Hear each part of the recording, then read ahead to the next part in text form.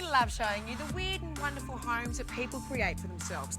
Now, sometimes they rebuild and other times they just work with what they've got. Look, it's all about creating new spaces and a fresh new look in a place you can call home. Now, this is the Claw House, one of the best examples for extending you'll ever see. Now, this is an original 1930s homestead that's had a couple of renovations over the years, and the family that live here found that no matter how it looked, the one place that they would always congregate was in the back room. However, it wasn't at all practical or functional. There was a big level change. You looked at the kids playing, all you could see was their feet running around from the living room. The answer here, Joe, was to not only reach out, but up and over, hence the name, the Claw House, where the two fingers literally reach out and drag the outdoor garden space in and around the living space. Oh, wow, what a lovely warm feel this extension has. What a transformation, Joe. From a pokey little eating area to this beautiful light-filled pavilion, surrounded now by garden.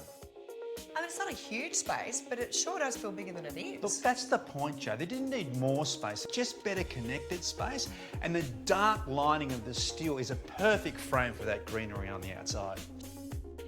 Do you know what I love? I mean, obviously from the outside, the folded roofline is spectacular. You appreciate it so much with that soaring ceiling. It's almost cathedral-like, Joe. And it soars up. That gesture of reaching up, out, over onto the garden has created this massive grandeur into this internal space, softened by the timber, which helps acoustically.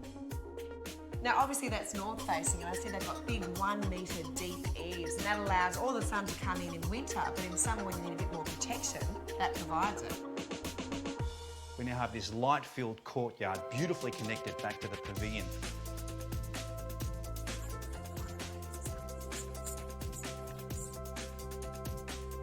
It's tapering back towards the old part of the house.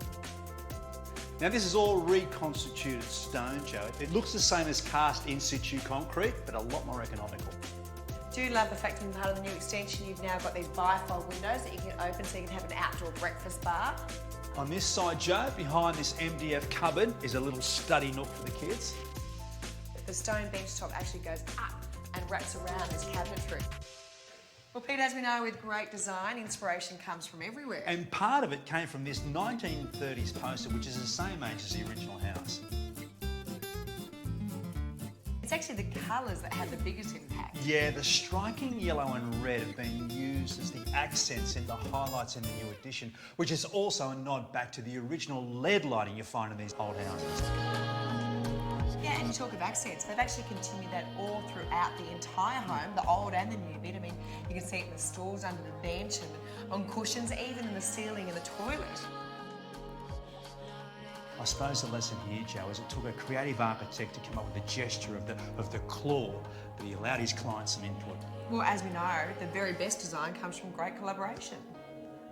Oh.